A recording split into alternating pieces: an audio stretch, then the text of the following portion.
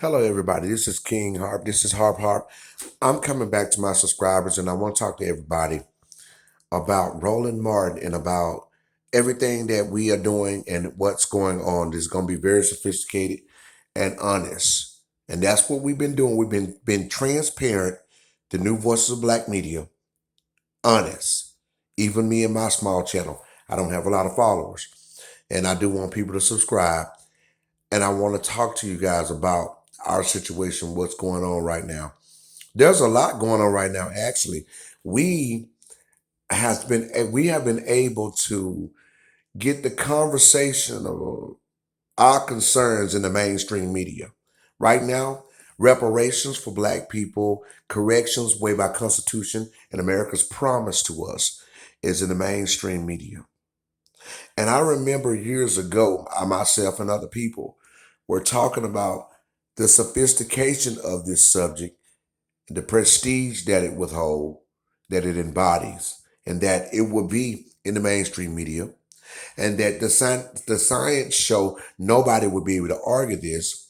It will lead the narrative, and people will have to pander and have to regurgitate our talking points just because it's so stand up, just because it's so respectful. And one of the most prideful things that a Black person in America could do right now, in terms of the science, we have been scientifically think tanks in this situation. And I don't think the Black people, the grassroots, largely understand what's been going on due to the fact that they have been intellectually colonized. They have been sidetracked, and they have been occupied.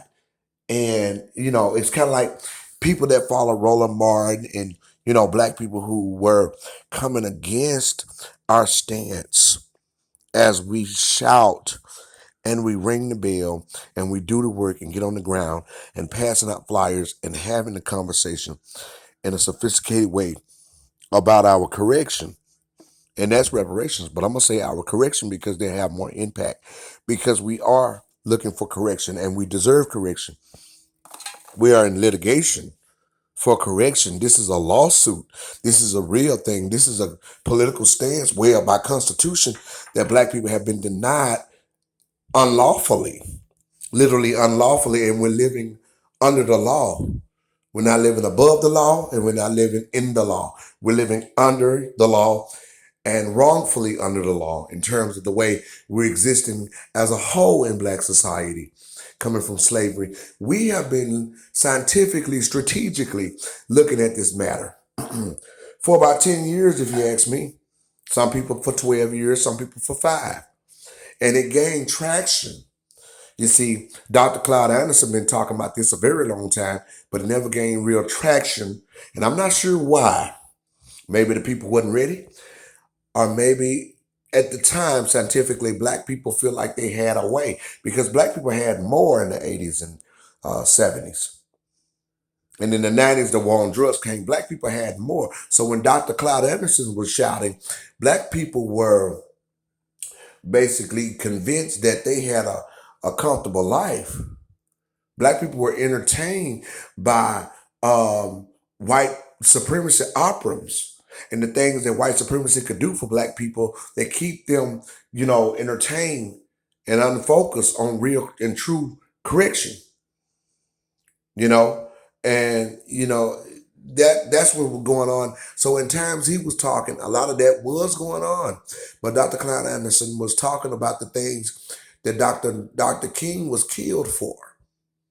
Well, Dr. King had to drop the mic because he was assassinated, including Malcolm X. And we come to learn that we picked up the baton where they left off. And Yvette Cornell started a lot of the traction, but she has not been the direct thought leader in this. She has been a thought leader and one of the main ones. However, that was a little bit of infighting about the way we should respond to this matter, according to the way the news started airing the story from our talking points. And we understood that. Remember Joy Reid bust up on NBC talking about we were Russian bots. Remember people not trying to use the word ADOS which ADOS did lose some momentum. And I know why. Let's just be totally honest. It's for the greater good, because this is a kudos to all of us that have been fighting and been talking, whether or not we have mistakes being made, imperfect or whatever. This conversation and this discourse is for all of us, and it's for a greater understanding. I'm gonna get there. Give me a chance. So, as thought leaders, I don't think a lot of black people largely understand and want to understand what is uh, this narrative that we're leading is actually coming from, and they don't want to remember, because a lot of black people were against us, stating a lot of black people went to the extent of saying, "Oh, we're not gonna get no reparations," in a very cliche way. They ain't gonna do that. But now you hear it in the mainstream media. Okay? Huh. Ain't that ironic? And then, see, I'm not surprised. I'm not surprised, because I've been scientifically looking at this, and a lot of black people we don't understand in a dysfunctional way, a lot of our people, how to give credit to intellectual hierarchy and leadership. It's not about being self-aggrandizing. This is about true and transparent existence. And this is about what you have in terms of your legacy of life and what you are and who you are and where you come from. This is not about clout. And that's where they get it wrong at. Black people have been baptized in the ideology of what they think they should be because of white supremacy and because of power structure over their heads. And largely in our community, they think they understand this. And when they get the gifts of what's supposed to happen, and that's self-preservation, which we've been preaching, they take up the baton then and say, this is us that has been doing this. They say that it has been them that it has been doing this, and this is delusional and definitely hardcore dysfunctional and hardcore disingenuous, a bit disingenuous, literally. And you got people that are so-called thought leaders, they're not, and they're journalists like Roland Martin, who are promoting the idea that, look, I've done this. He's saying he has done this, and shouting our talking points, which is very frazzling. I mean, it's cringing. We are happy, and I can speak for all of us, and ecstatic that the conversation has reached a broad perspective, because it's too broad to hide. The light is too bright. The truth is too real. And when they put his pants on and walk around, it's too broad. What we talking about, reparations for black people, first of all, you got to know who the hell we are. And a lot of folks haven't been looking at who we really are.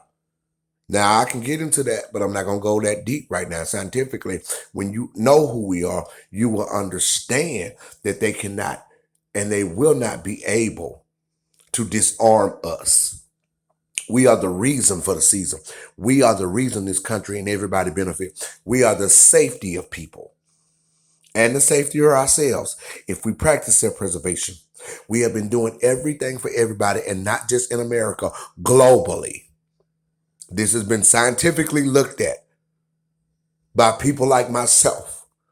And now that people like Roland Martin, who are pandering to the media, looking for media presence, a new job with white corporations, this is all over his intellect. Now regurgitating our talking points because he knows that it's the most interesting, the most charismatic, and the most powerful thing that's going, which is leading the narrative. He's no fool. He's no fool. And now getting other people who are boule black people that are in his media circle, in his channel, to converse back and forth with a scientific talking point that this has been the subject that they are leading, that is dysfunctional and that is disingenuous and also petulant. When you come with something of this matter, you have to come transparent. We have been, this conversation is honest. This is not about taking something away and being pillaging like other groups have done us. This is not about dishonesty. We are the most honest existence. We're the most honest people in the entire world. The American Negro, FBA, ADOS. We are the most honest people in the entire world, made to be that way.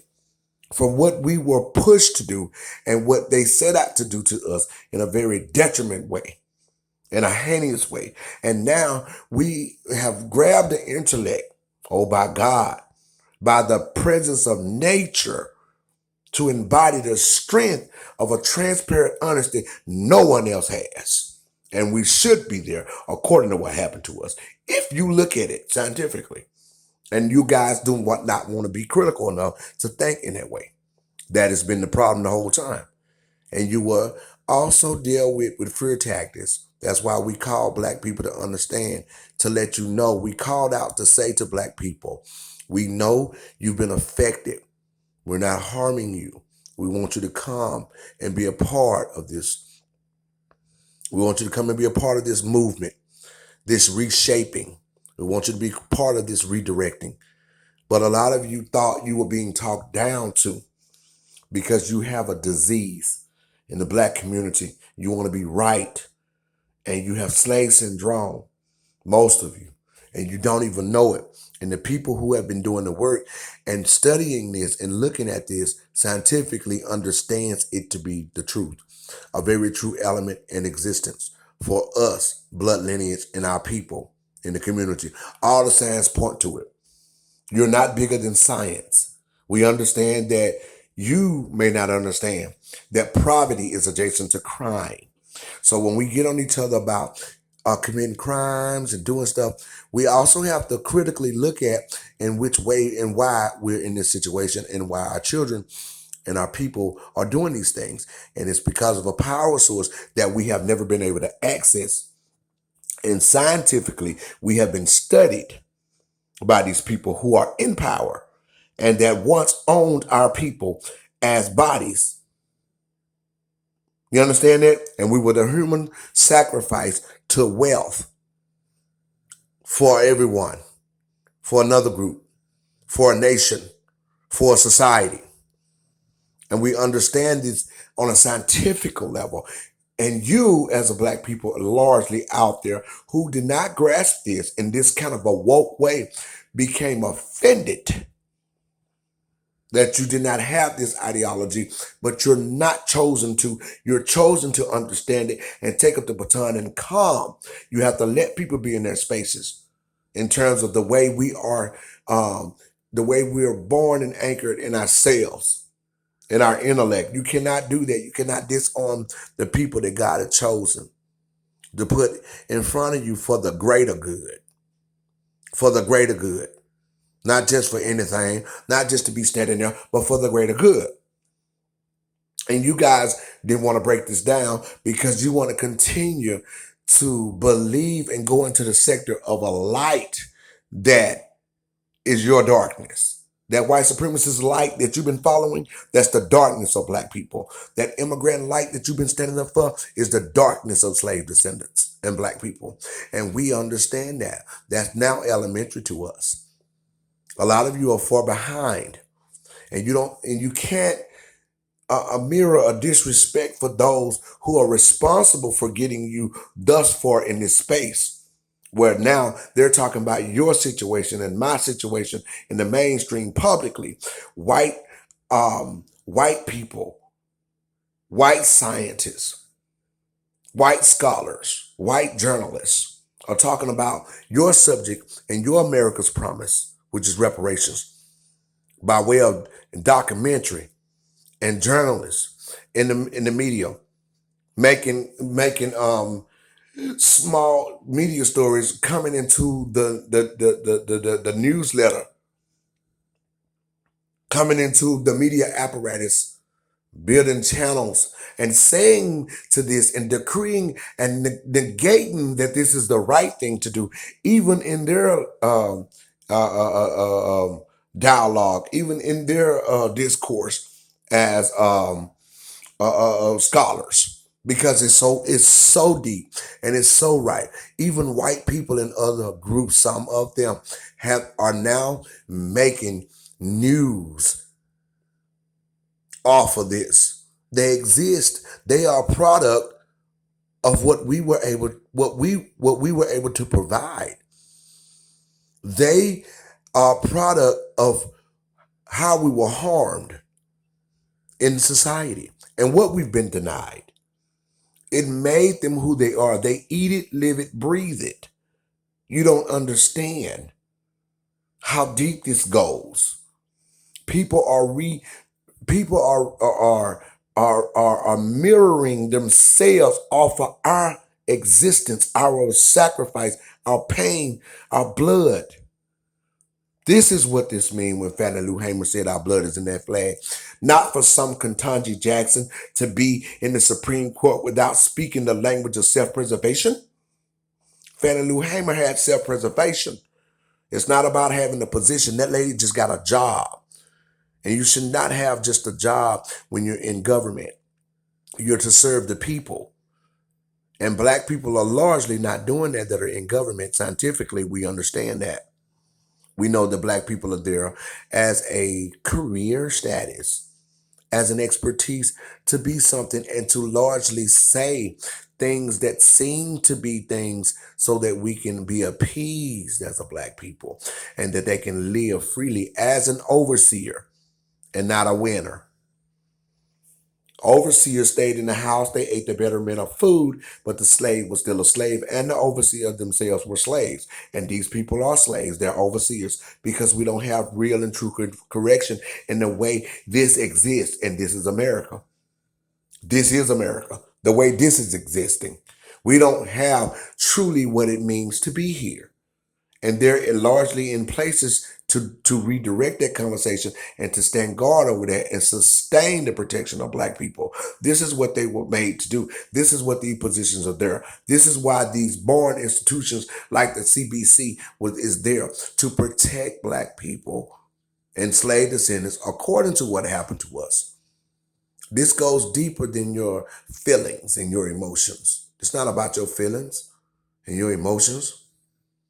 And y'all don't understand that. And when Roland Martin is almost like a preacher, one of them fake preachers, he gets your emotions and your feelings, and he's not a fool.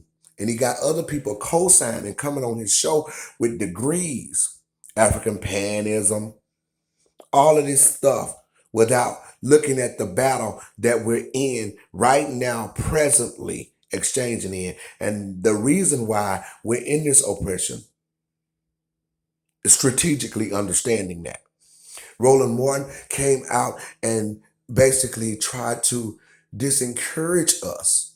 And now he's regurgitating our talking points without even realizing he's doing it because what we're doing is too broad to escape. You cannot have escapism. You won't be able to escape.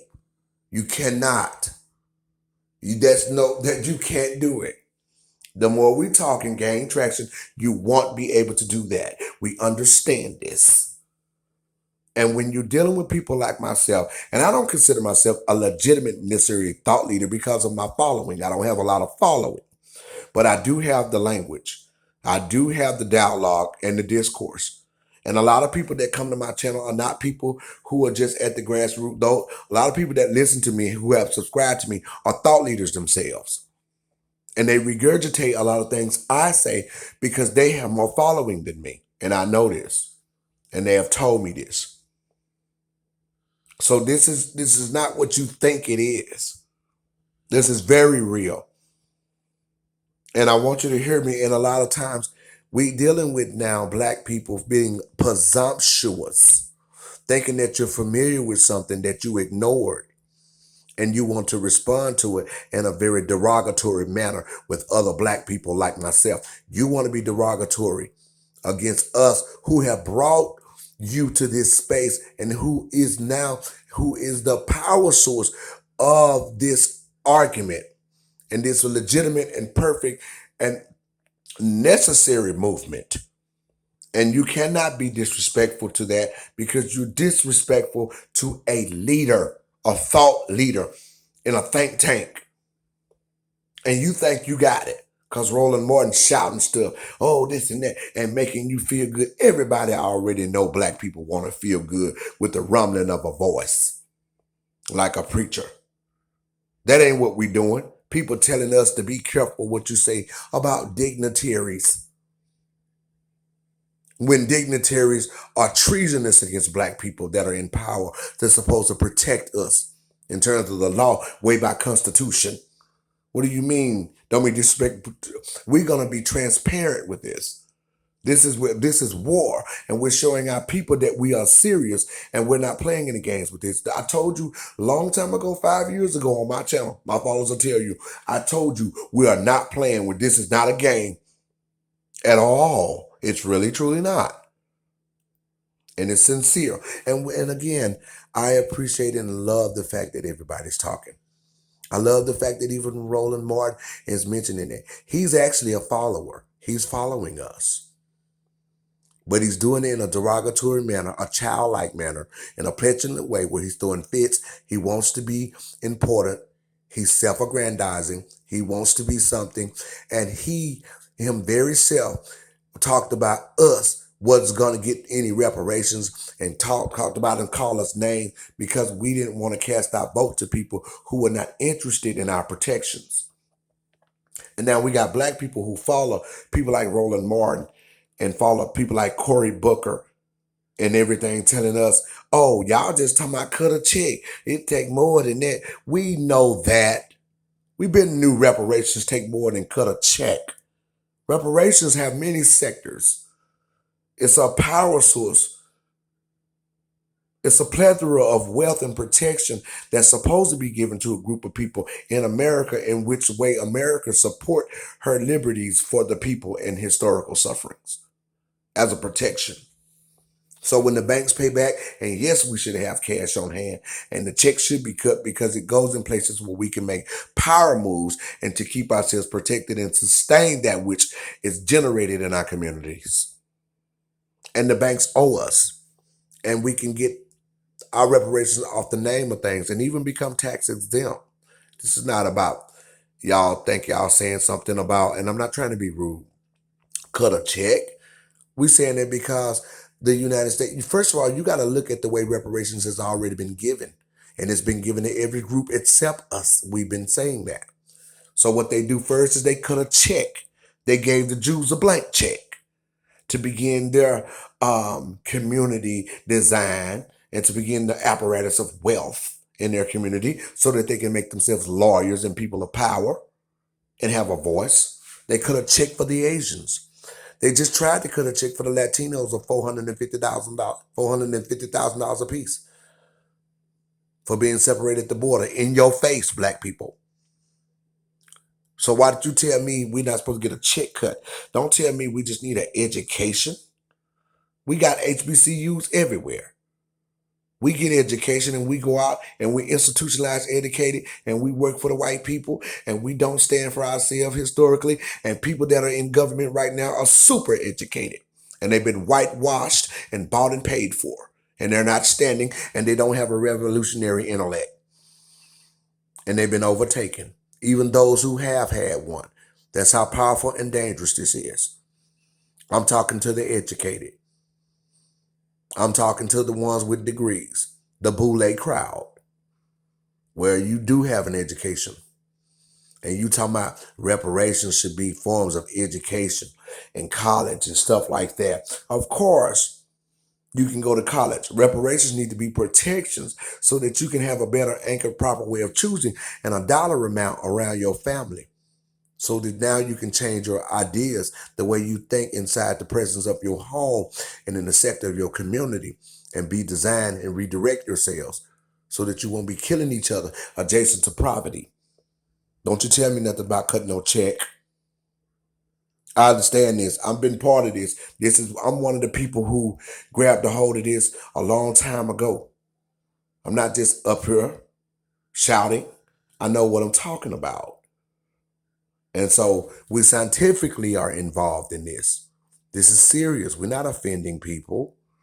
We're trying to tell you what we need to do and the right route to take so that we can execute a historical exchange. And it will happen. And it's going to happen. So I'll say congratulations right now. Congratulations to you all. And black people, largely, we need you to get it together and understand that understanding is freedom. And you don't have an understanding totally, a lot of you, because you've been following things and you blindsided. But what white media tell you and the power source over your head, you voted for Roland one voted for Joe Biden, down there crying. He was riding around in his car crying, voted for Joe Biden, who hasn't done nothing for black people, which there was a people who told him that was going to happen. And you think about how far ahead we were in the woke community scientifically against this person, this petulant existence. He didn't even understand what he was doing. And Roland Martin have a Haitian descent. He's a third generation Haitian. I don't think he'll necessarily truly benefit from the reparation and the correction for the American Negro, FBA and ADOS. He will benefit because we're the leading narrative of the world, the United States. So when we do this, Haiti will be protected because people are going to follow us. They're already starting in Jamaica and other countries. So he'll benefit largely as a black person because what we do as black people in the United States, other black people follow us, even in terms of our trends, even in terms of what we've been able to access in our icon status. We're the most affluent black people in the globe, in the whole diaspora of the world. This is real. And he's up there trying to be media presence. They also been giving these people checks to talk about COVID on their black shows. And Roland Martin got $250,000. That's why he was crying about that guy getting so many millions, 100 million, Van Jones. When Van Jones got that money, Roland think he should have got some because they sent him $250,000 to talk about COVID. So he felt like he was wrapped around their ideology and their concerns. No, this is for you to largely speak about something against the movement that we were doing, Roland. This is what this was about. So you can talk about something else instead of the correction of black people and the litigation of our inheritance and reparations. This is what we understood and we know. And you didn't even know that. So they gave you a little bit of money so that you can take the large following that you have and insert yourself and redirect the conversation against us. You are a white supremacist opera, and you don't need to be. And we all have been at some point, but we are revolutionary in terms of what's been happening to us. And when we got the conversation of reparations and corrections, we dealt with it and we were ready to box, because naturally us that are born to do this, we are naturally revolutionary as a child. This is a gift that we have. This is not a game that we playing. This is not about necessarily being taught, but you can be taught. And largely that's what's happening. That's why we gaining traction. And we got people that understand that and that are coming aboard and being woke, even people that are 80 years old. We have 10% already. That's why it's in the mainstream media. Once you get 10% of a movement, it's legitimate, of people. And there's 40 something million of us, and we already got over 4 million people that are understanding this. And now we don't have to worry about it, because what happened, it bleeds into the society in a real way once you got that many people talking about a concern of themselves in a way of self-preservation. And I give ourselves a pat on the back. But those who are disrespecting us, thinking that you want to be right and you think we're crazy, you sound like children.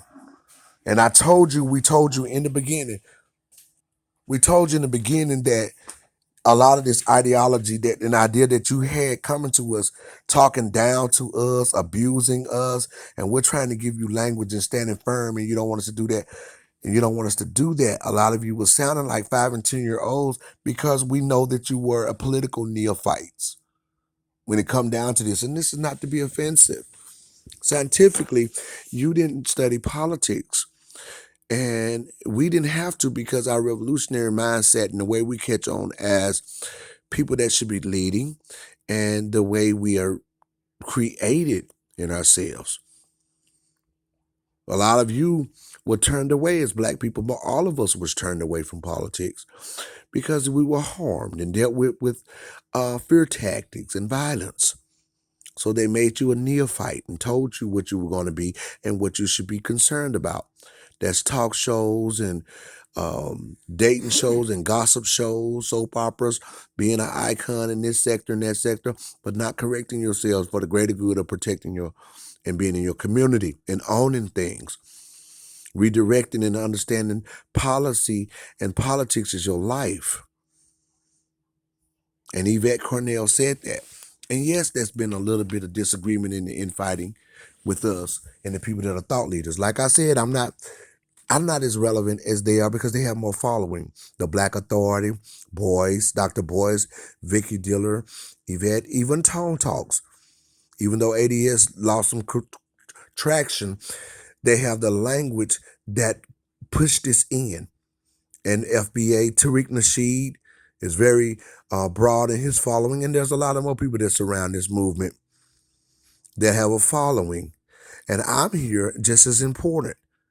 And we are scientifically looking at this and conversing with each other and understanding this in a very large, broad way in terms of, scientifically where you can't even say it in one discourse, and that's fine. You're not supposed to be able to do that. As long as we continue is what's important. And long as we continue, we've got thus for always. This is mainstream media now. And those who talked about, oh, that ain't gonna happen, look at the mainstream media. Some of you are my friends. One of my best friends said that, man, that ain't gonna happen in our lifetime. And I just looked at him and I looked up toward heaven, and we was outside at night on his balcony. I said, man, I want my inheritance to this land. And he looked at me like, wow. He said, well, I'm sure somebody gonna do something, bro. He knew I was serious. I understood something different. And I even gave him a passion to now say, oh, wow, this must be serious. And he still overlooked it because all y'all people that's Democrat and poisoned by all this stuff and all this anchoring that's happened, you are pushing stuff in other people's head, and some people are captured by that. It's not to put you down. This is the truth. You done voted for Biden. Roland Martin voted for Biden, talking about Kamala Harris is our sister, and now you speaking our language and trying to cuss us out and tell us to come to New Orleans with you. But you put people largely in power that are against this and that now that are giving people what we're calling for. You put people in power that are giving our reparation to other folk. And you're going to tell us to come to New Orleans with you.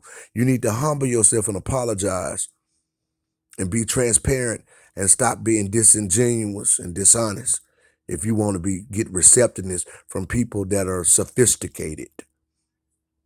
What you need to do. Nobody falling for that. You've been chasing media presence and you don't even really have our heritage. You come from Haiti. So you are owed by the French, Roland Martin. And this is true. This is scientific. This is science. This is not stuff that's made up. And you got a lot of FBI